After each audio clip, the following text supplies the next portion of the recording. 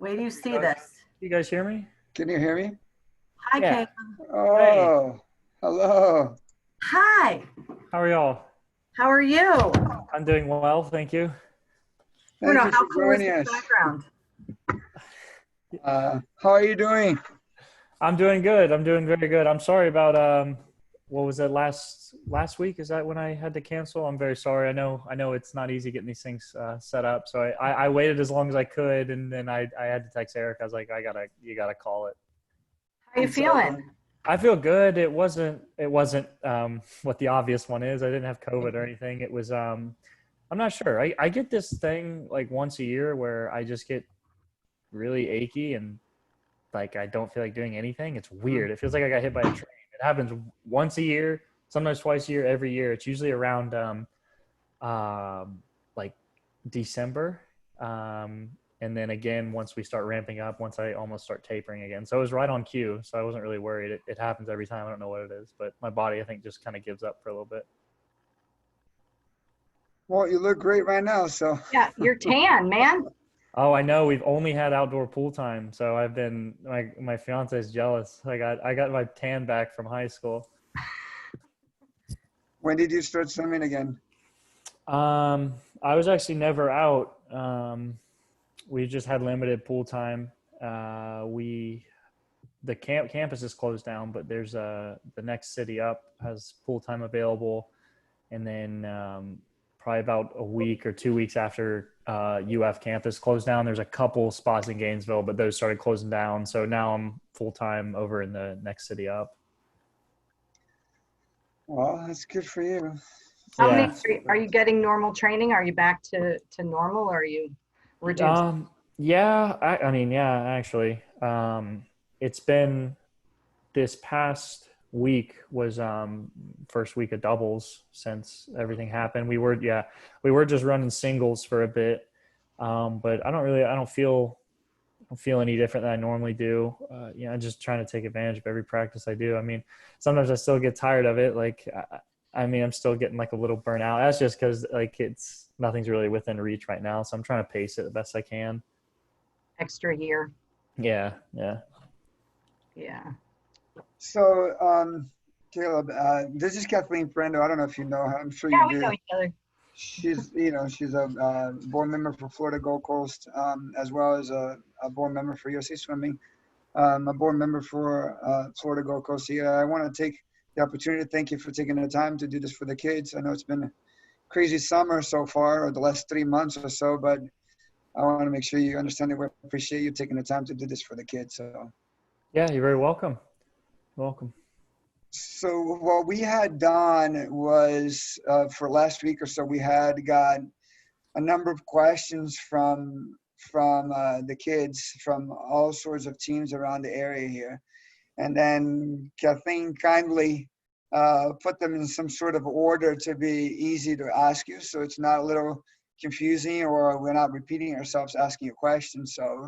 Um, so what we're going to do is that I'm going to ask you a question that is not on my list first. I want you to, if you have the opportunity, to talk a little bit about your experience and your thoughts on the ISL. Yeah. First of all, I'd much rather do questions. So thank you for setting it up like that. I wasn't really sure. I didn't get a email beforehand that was like, tell me what to do. So I was like, well, I'll find out when I log on. But yeah, I rather talk about stuff that people are actually curious about. So thank you. But ISL, yeah, it's been it's a lot different. The one thing I miss about collegiate swimming is the team aspect. Stupid dual meets, like hanging out in a hotel room with good friends, good teammates, and ISL offers that. So it was nice to have that camaraderie of teammates again on a bigger scale than post grad groups are small. That's just kind of how it is. Nobody swims forever, so there's good and bad parts about having a small group, but I did miss certain aspects of traveling with a big team.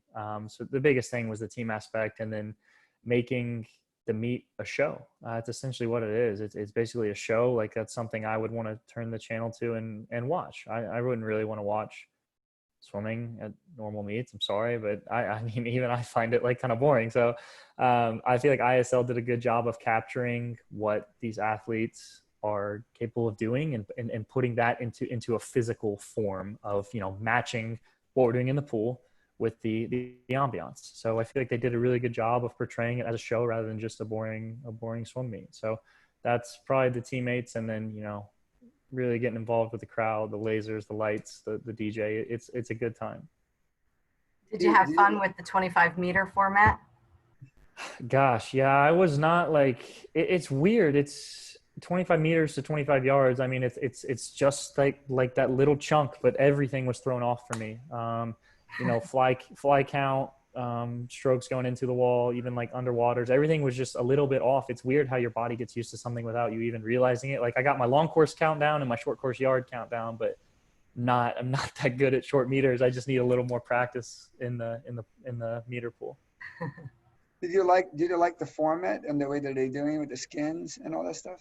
Yeah, I think if anything, I'd be biased towards this, but I feel like the skins were scored a little too high, to be honest. There was way too much of a swing. You could get way too many points from the skins races.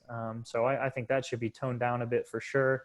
But I like the setup. It's just like a college dual meet, back-to-back swims, and just standing up and racing. It's fun. I like how the meet's 2 hours. Go in, swim fast for 2 hours.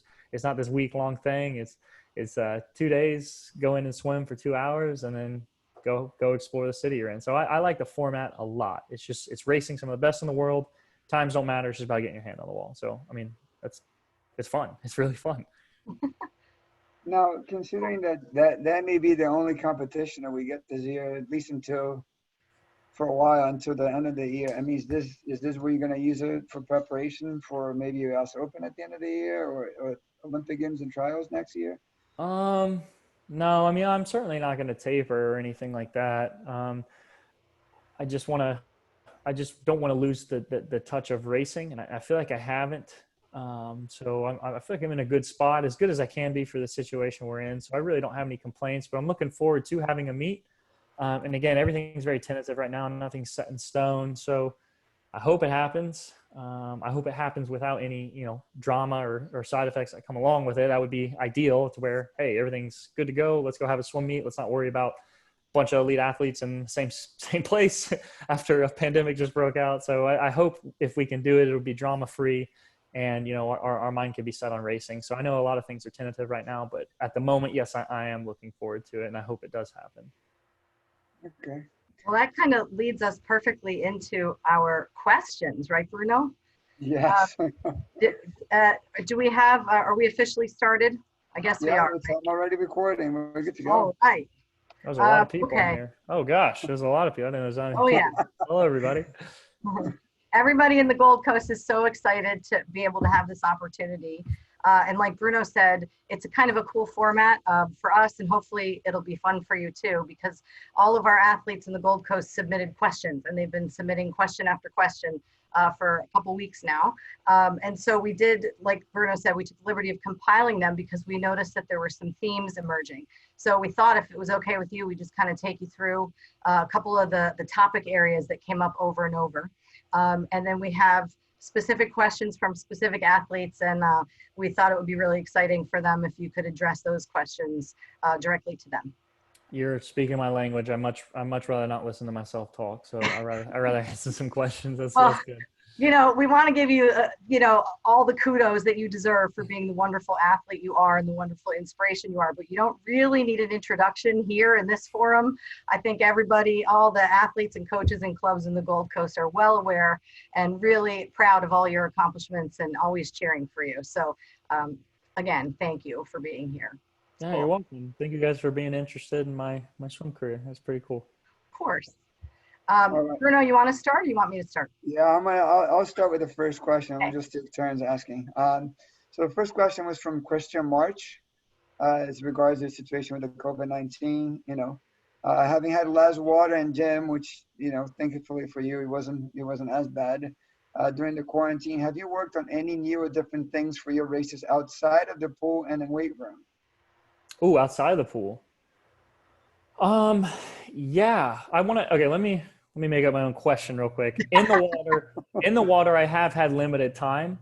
So I feel like technically this is the most sound my strokes have been, because I know I have to make them count that much more. So the pool time I have had, I'm making sure every stroke has 100% focus, every freestyle catch, every turn, every streamline, every breakout. I got to take advantage of it, because I have a very limited amount and very limited practices. So in the water, that's one thing that I feel like I've done a good job on, is my technique feels sound right now. I'm constantly, thinking about things to work on in those practices, just to try to get a jump start and be ahead of where I was before this happened.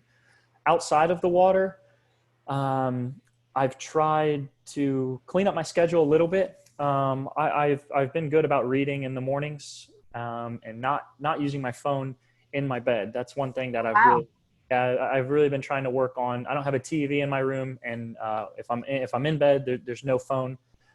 So it's helped a lot with falling asleep, waking up a little more refreshed. That blue light will kill you guys. So if you guys want to join me on that one, I've had really good success with it. Don't be in your bed just checking Instagram. If you're about to go to bed and you're tired, set your alarm, set the phone face down. And my phone, it's usually on do not disturb all the time. That's why I miss so many calls. I really don't like having a phone. I've thought about going back to a flip phone so many times, but when I'm in bed, no phone.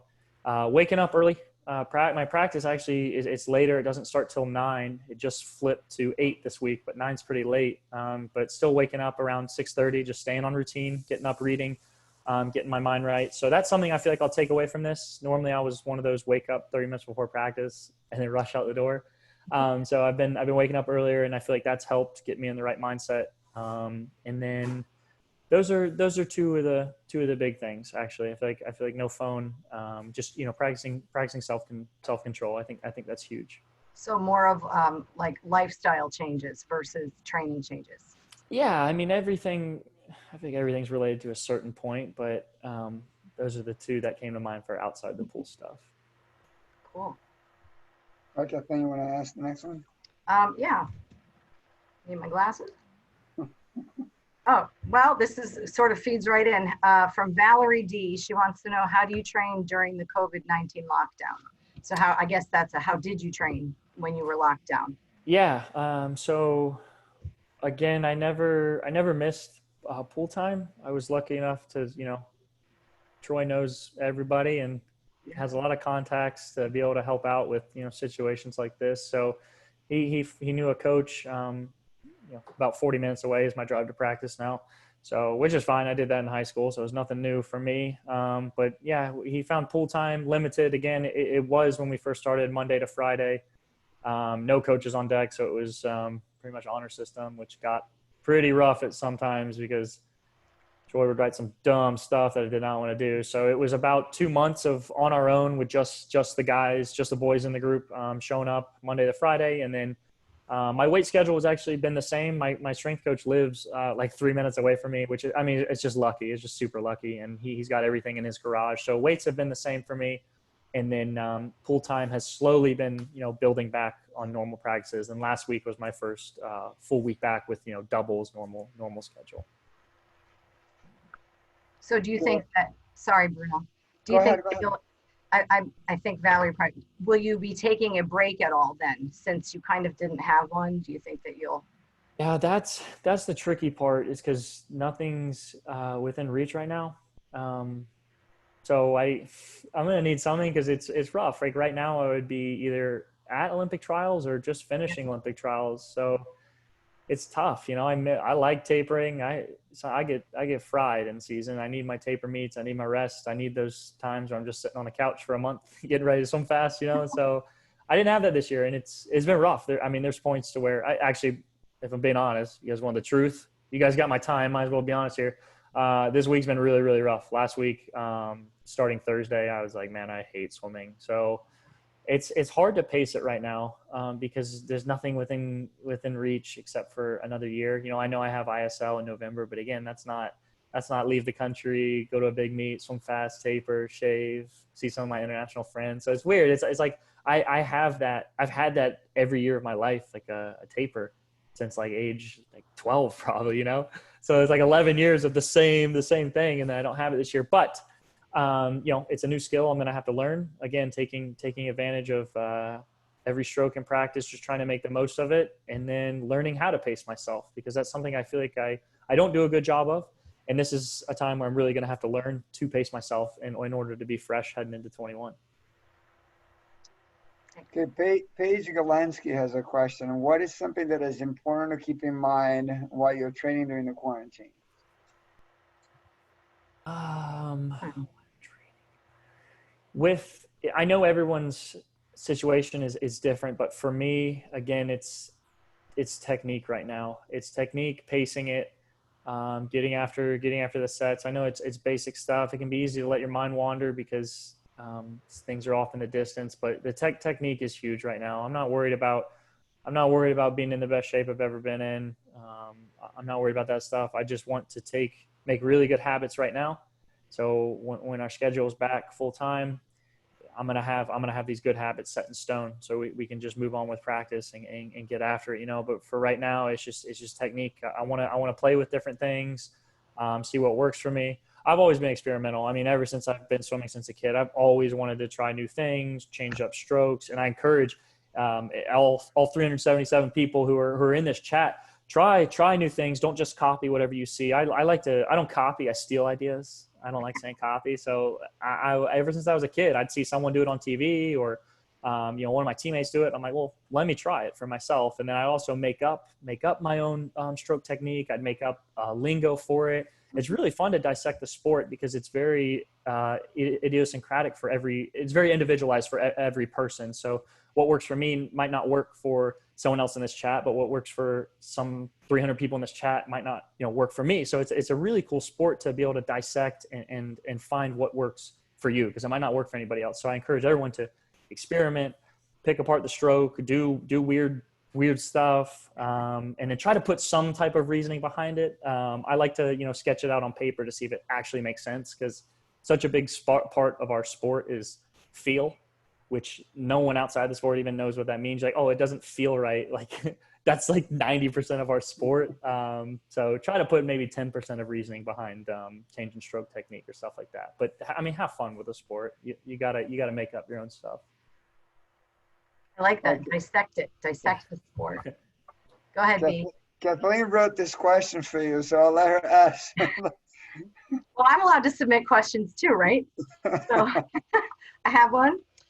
This is from Kathleen. What is your very first priority once we get back to racing? Meaning, what are you looking forward to for your first race back, and what do you need to work on the most during your first race back? Regardless of whether it's ISL or nationals or whatever. Yeah, I'll try not to sound like an idiot when I answer this. Number one priority when I get back to racing is going to be racing. It's not going to be, oh, this doesn't feel like how I felt before this happened.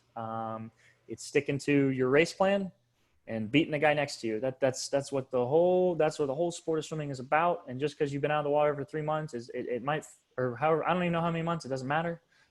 Things are probably going to feel a little rusty. It doesn't matter.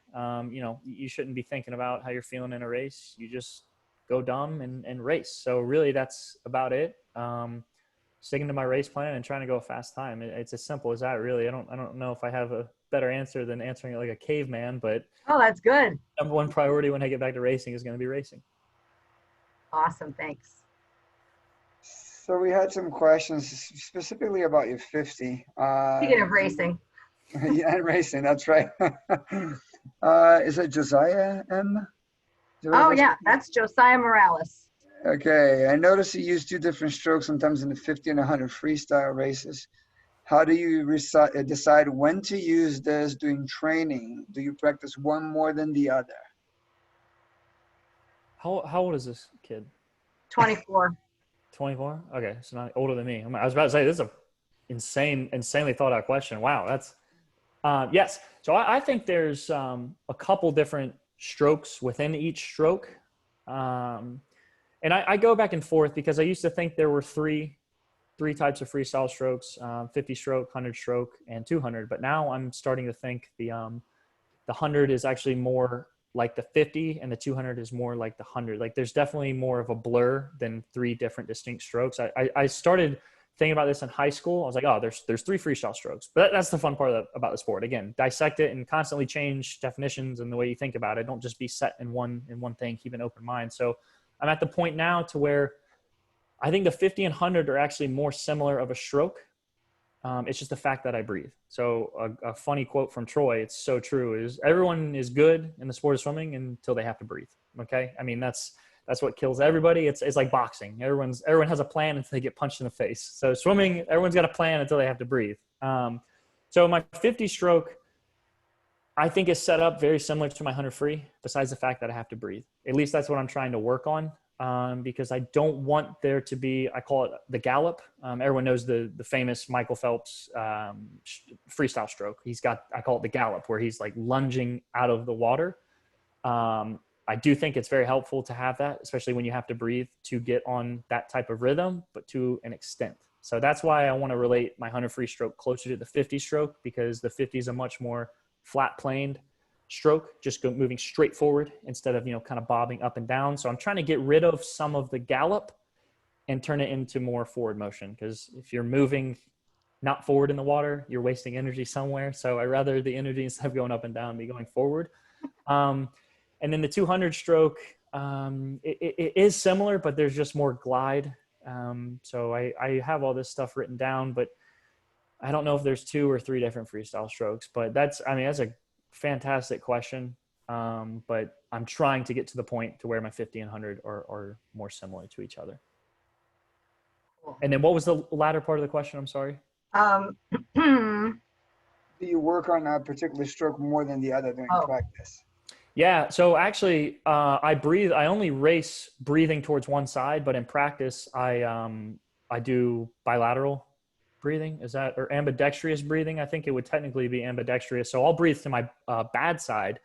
If we're doing 850s, I'll breathe left side going down, right side coming back. So I'm always looking the same way, but getting technique on both sides, because there's a lot of things I've taken from the bad side of my stroke to actually implement into my good side, because you can develop bad habits on your good side without even realizing it. And then once you start fresh on a different side of the stroke, breathing to your bad side, I feel like it kind of resets it. So I think my bad side breathing is actually a lot smoother of a stroke. It's just not as strong. So that's why I like to mix it up, and you won't develop, you won't have one side of your body super tight or anything like that, because every stroke is symmetrical except for freestyle, unless you're breathing every 3. But I mix up both in practice, of course, and I mix up breathing, making sure my breathing is equal throughout the whole practice. Thank you. Yeah. For the record, I did not pay Caeleb to say that. For the people that what are they getting in trouble for? Is it breathing bad side? Yeah, Josiah swims with our team, and we try to emphasize that bilateral breathing when we're not racing. So it's kind of great that you said that. Thank you. Yeah, if I especially warm up, I'm 100% going to be breathing every 3. If I'm racing, I'm breathing every 2. If I'm not racing, it's going to be bilateral. Again, why would you want to throw in the breath? That's the hardest part of the stroke. Everyone's good until they breathe, so might as well be practicing that good technique until you got to take the breath. Snorkel's big too for warm up, warm down for me. And then if not, breathing every 3 is good too. Thank you. That was great. Next question, you may have already sort of answered it. It is from Haley Levine. She says, what are your tips for a fast 50 freestyle race? Oh, goodness. Fast 50 freestyle race. So I think the biggest thing is knowing what your strengths are. So if you're a sprinter and you're not very good at underwater, don't be taking a whole bunch of underwater kicks. I think the biggest thing in swimming is maintain your strengths, improve your weaknesses. You don't need to spend all your time just working on only your strengths or only your weaknesses. If your strength is a strength, maintain it, chip away at it, of course, to keep it a strength, but you got to improve on the weaknesses as well. Some people are just never going to be good underwater kickers. I get that, but don't be taking 12 off the start if you're really bad at underwaters. Keep it at 6 or something. Know your body, know your race plan, know your strengths, know your weaknesses. And it takes a lot of, it'll humble you, I guess is the best way to put it, to like look in the mirror and be like, dang, I suck at underwaters. Know what your plan is, know who you are as a swimmer. So I think the best thing is sticking to what works for you. And something that's universal for everybody is it's not about just flinging your arms. It's not about tempo. It's about efficiency. It's about how much water can you grab. Because actually in high school, I was, I don't know what my best time was at high school. I think 18-9. I think it was under 19. So 18, let's just call it 18.9. And then at the end of my college career, so 4 years later, I was 17.6. So that's 1.3 seconds. That's 1.3 seconds. And I actually took throughout the whole race, I think 3 or 4 less strokes. Wow. So faster time, less strokes. So it's all about efficiency. How efficacious can you be in the water, and just figuring out your race plan. So I knew my number. It's 6 kicks, 8 strokes, flip, 6 kicks, 12. Like that's what I was every time. That's what I felt like my race plan needed to be to go 17. And that's what actually it's 7 kicks off the last wall. I'm sorry. And then that's what I felt like was going to work best for me. And I was always experimenting with that. In high school, I'd sometimes hit, I think I was like 10 strokes or 9 strokes or something like that. But your race plan will change. The better you get, you're going to have to change. You don't want to be stuck in the same spot every time. So find out what works for you, experiment and practice, and then do it in the race. But make sure you practice whatever the heck you're doing before you're just going for it in a race. There's no accidents in the sport, so don't be hoping for a miracle. Actually, the dumbest thing I've done, let me derail for a second right here. I'll give you your time back. When I just learned the bucket, what is it called? The new back to breast turn? Is it a bucket turn? Yep. So I learned it like a week before Olympic trials when I was 15, and I was swimming 2 IM, and I was having a horrible meet, and I was like, you know what?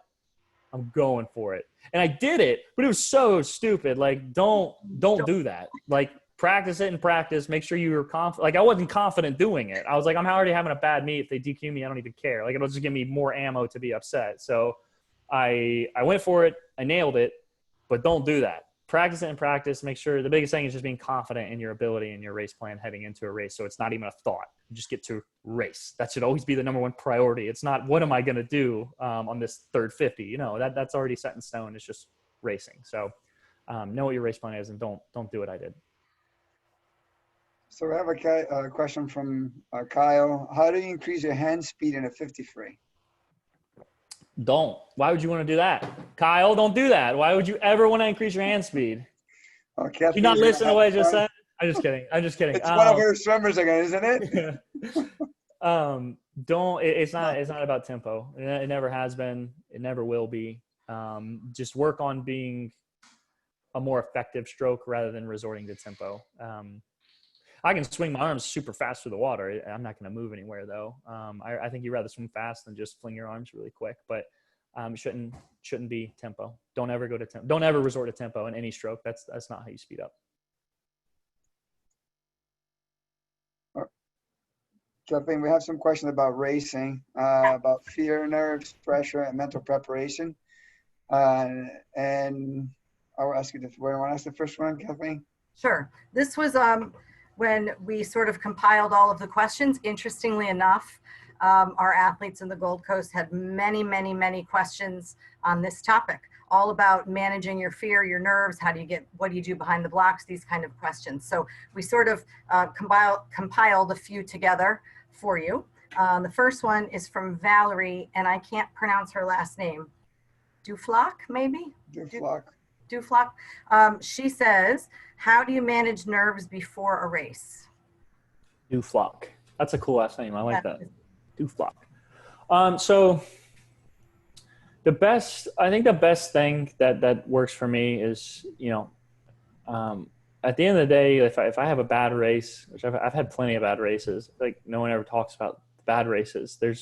You learn a lot more from the bad races than you do from the good, because now you know not what to do. And now you know, like, oh, here's a huge chunk of information I can use to get better. So the biggest thing is at the end of the day, if you add 5 seconds in your 50 or 10 seconds in your mile, it doesn't matter. Like your parents are going to love you. Your coaches are still going to want to coach you. Your dog or cat or bird, you're going to come home and they're still going to be happy to see you. Like the world will keep spinning if you have a good swim. It's all based on perspective. It's not good. It's not bad if you go slow in a race. It's up to you to decide what to do with that. So I've had bad meets. I've had bad swims. I've had horrible practices. The only person you can blame at the end of the day is yourself. You can't point fingers at anybody else. And then you take that, learn from it, and then move on. That's the biggest thing. You have a good race or a bad race. You give yourself 5 minutes to be upset. or you give yourself 5 minutes to be excited and happy, and then you got to move on. That's just the best way it works. So when you're behind the blocks, it's nice to keep that in perspective. At the end of the day, the world's going to keep spinning, and you just get to step up and race, and you get to do what you love to do. So at that point, when you're behind the blocks, you should be confident in what you've done.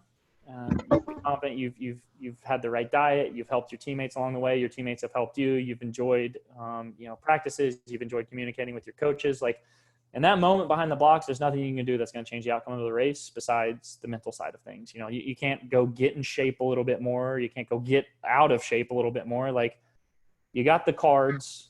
Now go deal the cards that you have in your hand. Okay. So it's just racing, let instinct take over. Whatever you've done in training that year, it's going to be exposed. So you better hope it was a good one. The fun part for me is practice, because that's putting pennies in the bank. And then, come big meets at the end of the year, you finally get to kind of show off with what you've put into your bank account.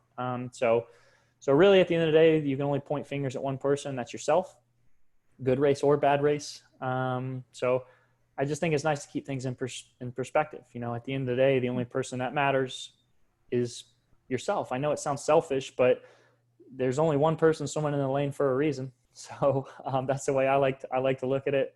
And you just get to have fun with it. The outside pressure from your coach, from media, from hopefully not your parents, but I know there's probably some crazy swim parents out there, people in the chat. All that outside pressure is bullcrap. It doesn't matter. All that matters is the goals you have set for yourself, and then reaching those expectations and the potential you have set for yourself and reaching that potential. And that's it. Everything else is completely irrelevant, pressure-wise, from anybody else but yourself. I got a question from Isa De Salva. How do you get past the mental blocks and fears before the race to improve your performance? Before the race specifically? Is that what Yep. he asked? The Yep. mental block before the race? Yep. What is he? Can you help me interpret mental I think block? I guess it's you get into nervous or the butterflies before the race, and some swimmers may struggle dealing with okay. the pressure. I got you. Part of it. I haven't graduated college, guys, so I need help sometimes. So biggest thing, I think how I answered the last question kind of fits into this as well. But going back to how individualized the sport is, you have to find what works for you for race routine. I'm gonna put it into pre-race routine. I think fits this question better. I don't wear socks. I just started listening to music, and I usually don't wear sweatpants walking out either. So these are all my very specific, individualized, pre-race routine. This is what makes me happy. This is what keeps me casual. This is what makes me confident leading up to the race. Sticking to what routine works for you, I think knocks out one more thing in your head that you have to worry about before a race, which there should be no worry, because you're just swimming up and down a pool, and you've swum up and down a pool many times. It's the same length as what you swim in practice. Like at the end of the day, it's just swimming, guys. So, find what works for you. I used to not listen to music. I used to not even wear shoes. I just finally upgraded, matured enough to at least put shoes on before a race. So just find what works for you to keep you calm. I talk to myself. I usually don't actually talk to that many people. I just talk to myself. So I think that helps with the butterflies, is finding that pre-race routine. If it is talking to teammates, find one of your friends and talk, whatever works for you. It helps a lot to, if you need to get your mind off of racing, get your mind off of racing. So for those pre-race butterflies, I think to negate that, find your pre-race routine. Cool. Well, not to put you on the spot, but the next question has to do with that. It's from Nanette. I'm Nanette A. I can't say the last name. She wants to know what's going on in your head when you're behind the block getting ready to race. So ideally, nothing. I mean, honestly, I know it sounds a little ludicrous, but ideally, I don't want anything going on, because in that moment, I would just hope for instinct to take over. We do this day after day after day, twice a day. Frick, this sport's ridiculous. Like the more talks I have about this stuff, it's just like, oh my gosh, like everyone's in the same boat to an extent. Like we do this stuff day after day after day. It becomes instinct, whether we realize it or not. I mean, we're animals at the end of the day, so it becomes instinct. And then when that beeper goes off, instinct takes over, and what you've done over and over again is exposed and it comes forth. So I just, there's not much you can do going forward. Just let instinct take over, go dumb, let your mind go blank. Again, hopefully you've practiced that race routine enough in practice to where there's no accidents. Whatever you've done, whatever work you put in, it's about to be exposed. So play dumb, let instinct take over. It's easy enough to me. Yeah, I know. It sounds easy enough. So we got a question from Mishka Machado. What type of routine can I use to help me concentrate before an important swim? That's what is it that you do, for example, that helps you stay focused on what you're supposed to do? So for me, I mean, when I get, say it's a finals race, say it's finals 100 free at Worlds, I'll get to the pool, hang out for 15, 20 minutes, go to the warm-up pool, do my warm-up that I've had since freshman year of college, which is you know what, I'm not even going to tell you guys, because you guys are all going to copy me and it might not work for you. So I'm not going to tell you what I do, because I don't want everyone copying me, not because I'm scared, because you guys might have something better than what my routine is. So I do my meet warm-up. It takes me about 30 minutes, and then I'll do my pace, and then I'll go hang out in the team area for a bit, depending on how long I have until I got to show up. Hop back in to warm up, get my suit on, and then show up to the ready room and get ready to race. So that's what's worked for me. That's what I'm comfortable doing. I feel like if you have, the nerves are fluttering a little bit, the best thing to resort to is routine, because again, that's instinct. You don't have to think about anything. You kind of going through the motions. It's very calming. I love routine. I have the best routine ever. I absolutely love it. I love being on routine.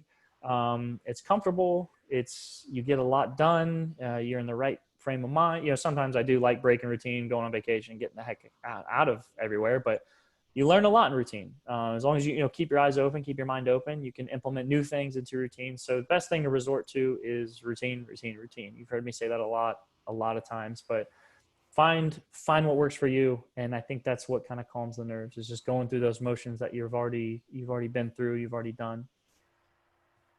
Thanks.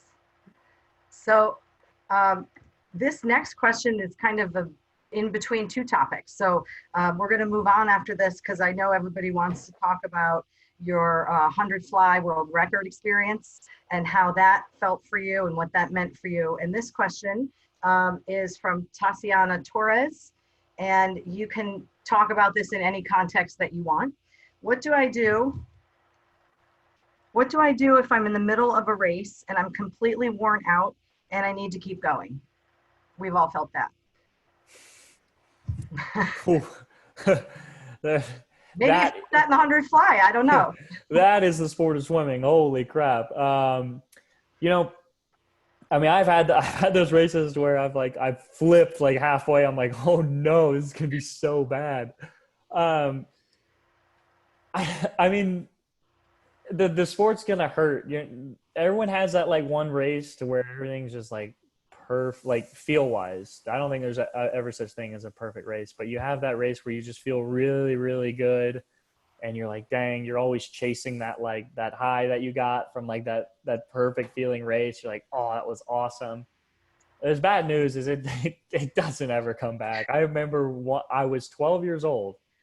And I swam a 100 fly short course, and I went really fast, and I didn't feel a thing. I was like, oh my gosh. I was like, it's the perfect taper. I was like, it's just perfect, whatever.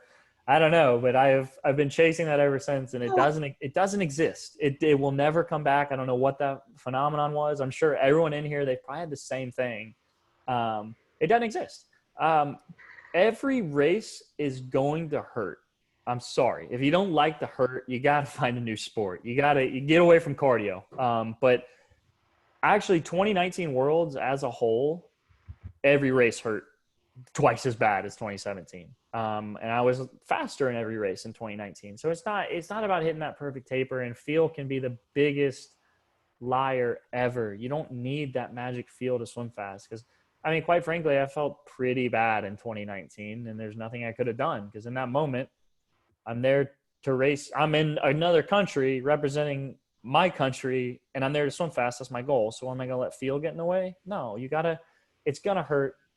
You just got to push through, keep the blinders on, go dumb and just race. It doesn't matter. That should be your trophy at the end of it, is hurting really bad at the end of a race. It means you tried hard. You don't want to finish a race and be like, oh, that wasn't that bad. No, you want it to hurt. That means you're trying harder and you're swimming faster. So, and a lot of it's funny. So you notice how you're like a lot more tired after a bad race than a good race. It's all bull crap. Like, it's just your mind playing tricks. It's funny. Like, I figure that out. It's like, why am I always more tired after a bad race? It's because you're throwing a pity party for yourself. So it's going to hurt no matter what.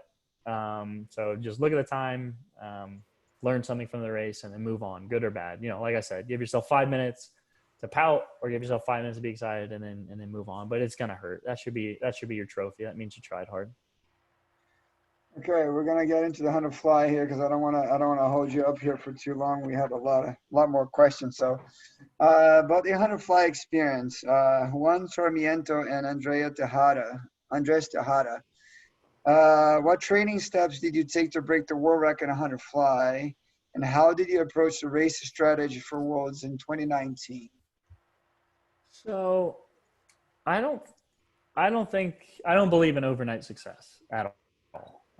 Whether you're a swimmer, an athlete, a music star, whatever, I don't believe in overnight success. There's, to an extent, people are putting in work for years before you hear their name. That's just how it works. So the fly wasn't like I woke up and I was like, oh, I'm going to do this. No, like, I'd put in the work every day, and it wasn't about beating Michael. It's never been about beating Michael. Michael's a great guy. I like Michael. He's giving me good advice. But the way I set up my goals is I set up best times. Like every age grouper out there, I'm no different. So if there's a lot of age groupers in here, you guys got it. You got it figured out a lot better than some pros, because once money gets involved and media and all this other fluff that annoys the crap out of me, it hazes your vision. The vision should always be having a good time in the sport and going best times. That's what I'm trying to do till this day. So my goal, the way I set up my goals is what I feel like I'm capable of going. Here's my goal time for the year. And in practice, I know what that is. It's never, oh, I want to beat Michael. No. Why would I, if I'm capable of going faster than Michael, why would I want to sell myself short? Or if Michael's way far ahead of me, why would I not set up my goal times in the proper baby steps? So that's the way I set my goals. It's not, I want to beat this world record. It's, I want to go a best time. So, I mean, of course, it had been on my radar. I felt like I was fully capable of going 49.8. And when I woke up that morning, I knew it was my time. Finals was that night. I knew I'd put the work in. I knew what my race strategy was going to be. I knew what my stroke count was going to be.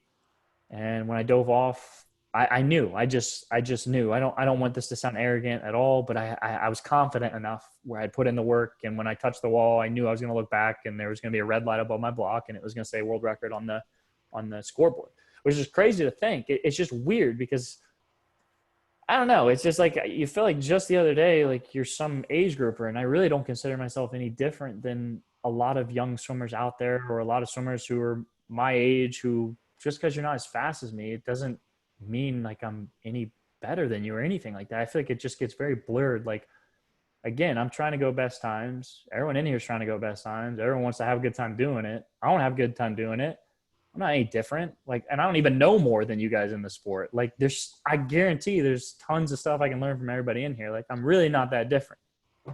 So I just feel like it was my time to swim fast, and I had put the work in. But I think that, like, the biggest thing was it wasn't life-changing or anything, I mean, I had a good race. I gave myself a couple minutes. And then I started dissecting it and saying, like, oh, this is what I did really, really bad. It wasn't a perfect race at all. I mean, quite frankly, it was pretty bad. I was, oh my gosh. If I look back, I can completely rip apart that race.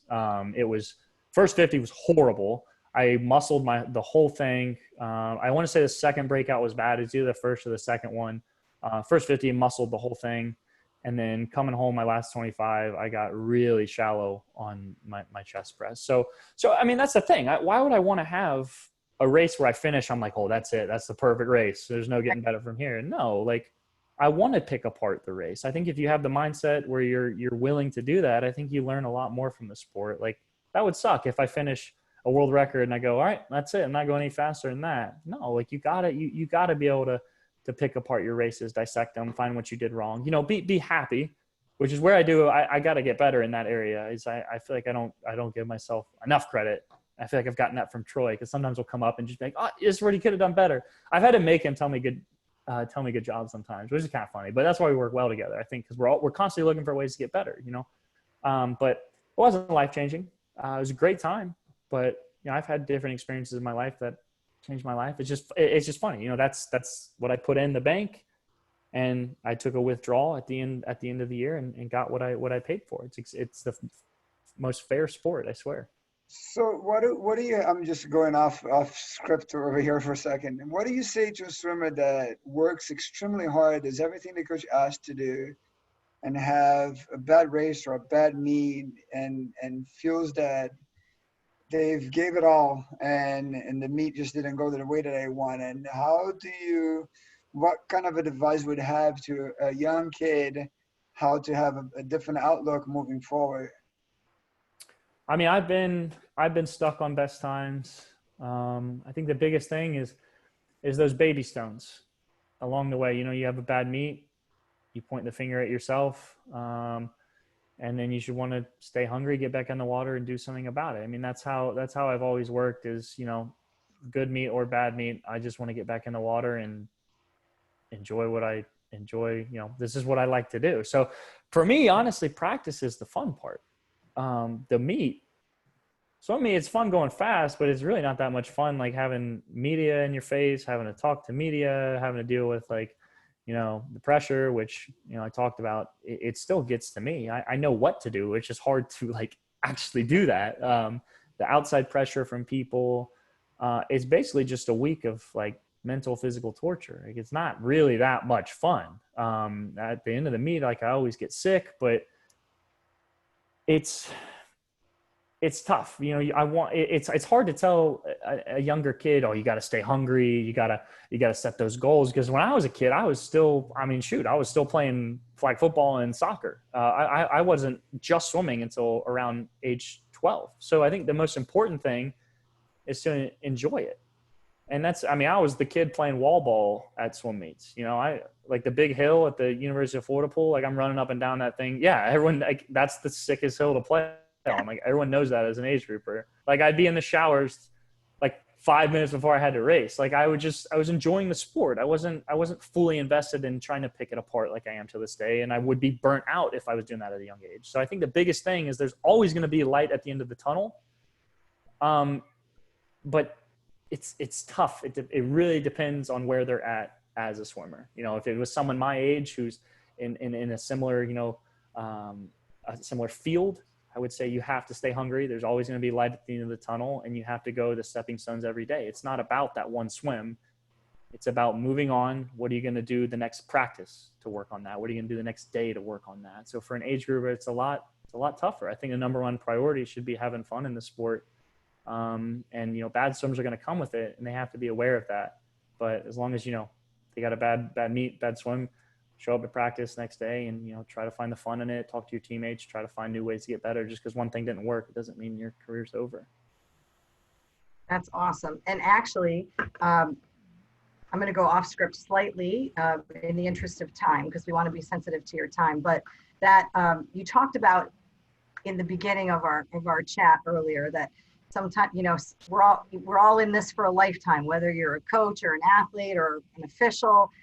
We all love the sport, but there are days and times and weeks and sometimes even months where you're not loving it.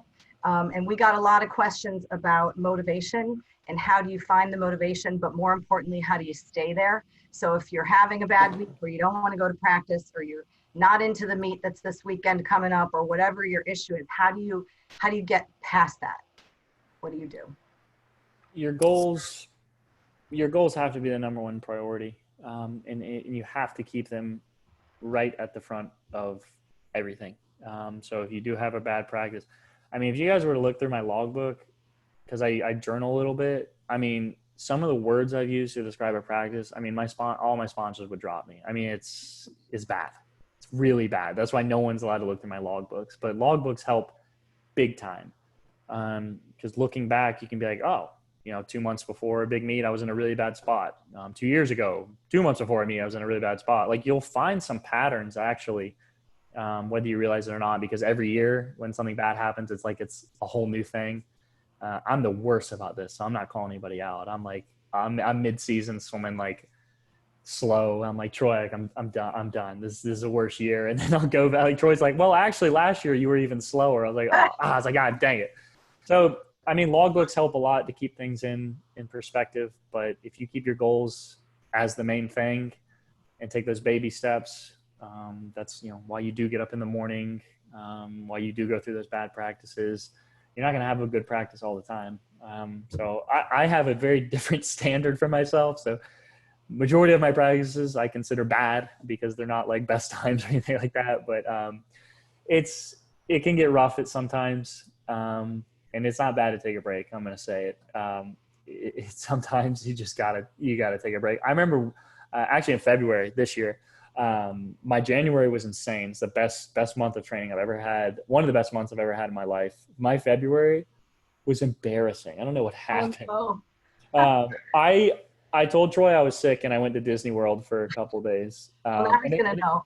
And it helped. Yeah. I mean, he knows now. He knows. But I was like, I gotta get out. I gotta get out of Gainesville. I think it'd be worse for me to go to practice right now than it'd be worse for me to go to practice. So I skipped Saturday. I went to Disney World, had a good time. I came in Monday and I was a little bit better. And then by the end of that week, after going to Disney, I was right back where I was. So the biggest killer in this sport is mental fatigue. If I'm burnt out and I'm not happy, you are not going to want to be around me in practice. Like, I'm no fun. I'm just in a bad mood the whole time. Not fun to be around. So I think Missy Franklin said it.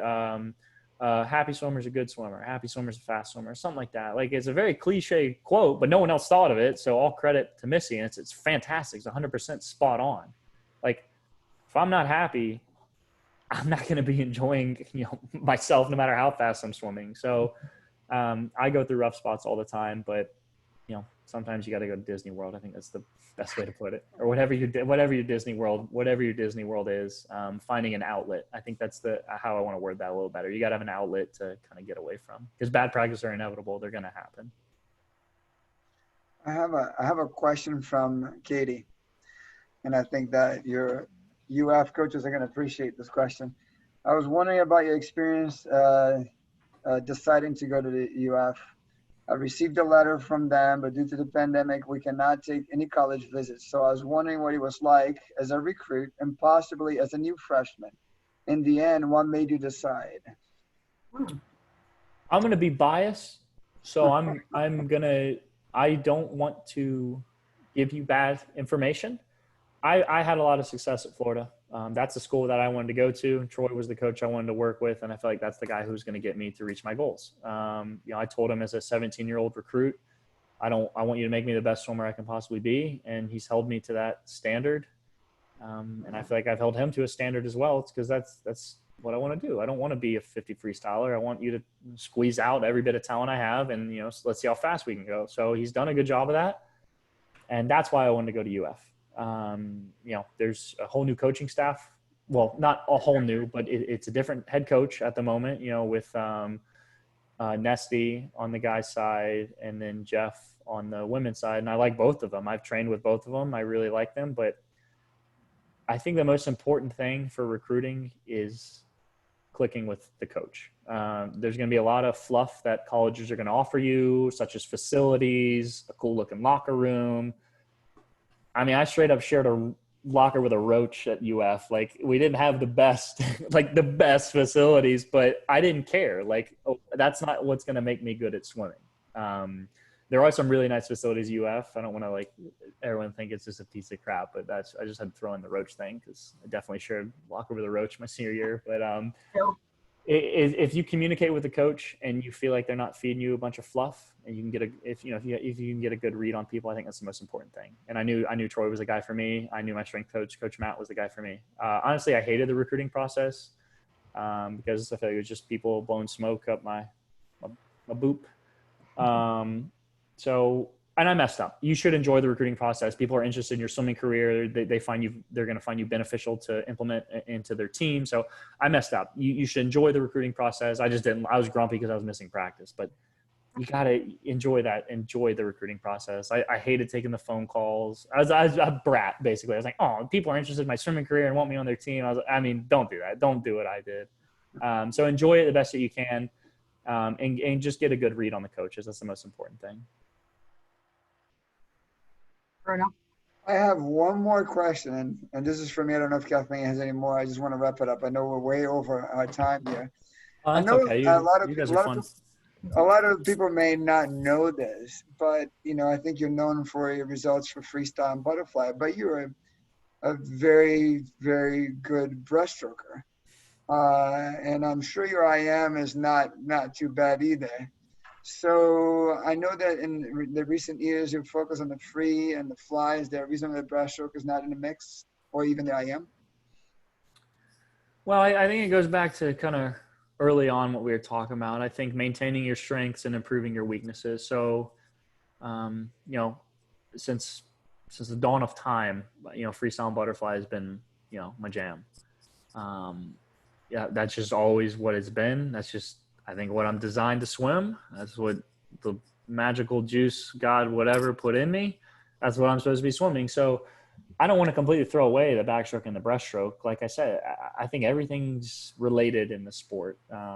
You can take things from backstroke to put in freestyle. You can take things from breaststroke to put in the butterfly. Like, they're all related. So I train all of them, even though I don't necessarily race all of them on a world scale.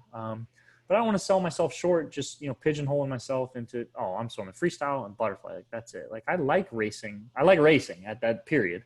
But I definitely like racing other strokes. It makes you uncomfortable. That's why, senior year I did the 2IM and the 100 breasts at SECs, because I wanted, it's not like, oh, no one can beat me. I want a different challenge. Like, yeah, I know it at any moment, at any given time, anyone in the world can beat me.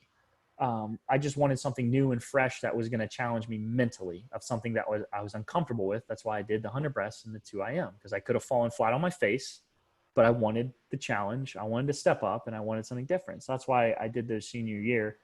But there's a lot to learn in the sport, and there's certainly a lot to learn in every single stroke to put into different strokes. Now, I'm not doing weeks on end of breaststroke training or backstroke training, but I've definitely implemented things from all 4 strokes to put into my swim career. Oh, I get it, Kathleen. Okay, so we're going to do a speedo round with you. A lot of fast questions, fast answers. I'm going to take turns with Kathleen, asking you questions, and they just answer them as fast as you can, what comes up to your mind. Like one-word answers. They're not hard. Nothing's crazy. I'm always so nervous when I do these. I'm going to say something really inappropriate. So should I set a stopwatch? Will that make you less nervous? No, you're good. I got this. Okay, so question number 1. What's your go-to workout song? Workout song? Frick. Blink-182 is my favorite band, so we'll go with that. Okay. Do you prefer indoor or outdoor meets? Outdoor. Do you have any pets? Yes, I have a dog named Jane. Do you have any new quarantine skills, unswimming related? Oh my gosh, woodworking. I gotta elaborate on this. It goes through phases. It was frisbee golf when quarantine first started, and then it was we did something after frisbee golf. I can't think of it at the moment, but I get bored of stuff really easily. I've been like that since a kid. No, it's always flip flopping, but for now it's been like it's been woodworking. I got like so many new tools and stuff and saws. It's like Legos for adults. It's so much fun.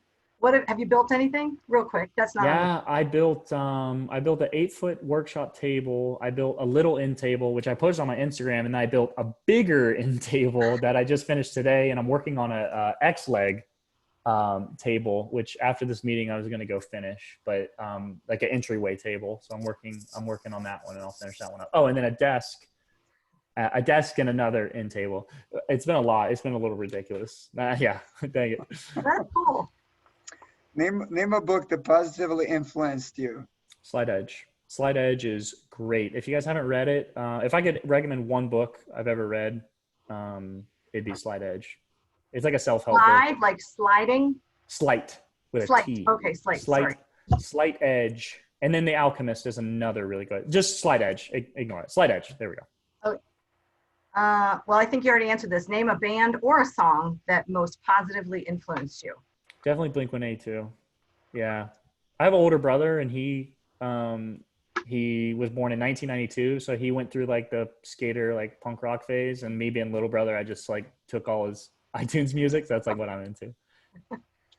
Most challenging athlete issues you've overcome.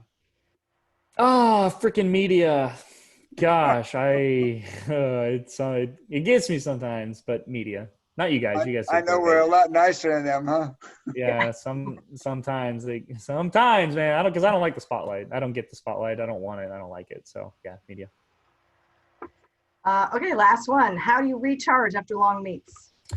Oh, I usually go on vacation after long meets. If it's after practice, PS4 or Nintendo Switch, Mario Kart. Those are my two like unwinding things. Awesome. Well, thank you very much, Caeleb. I know we went way over our time. I really appreciate your time. Oh no, listen, if it's a good conversation, I don't care. Sometimes you get like no feedback from people, and it's like, all right, I got to get off this call. No, this is great. I haven't even checked the time. It doesn't matter. That was a fun time. No, we got a lot of questions over here. We couldn't get through the Q&A over here. I just kept on deleting them because we can't keep up with them. But I wanna on behalf of the FCC, thank you for everything you've done for the kids. We still got 330 plus people online, so I really appreciate your time.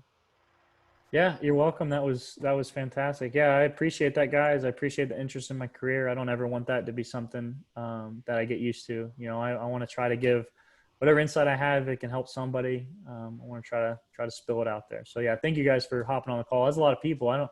This may have been one of my biggest ones. Well, we're your biggest fans here in the FGC. Yeah, go Florida. I'm a Florida boy. I've been in Florida my whole life.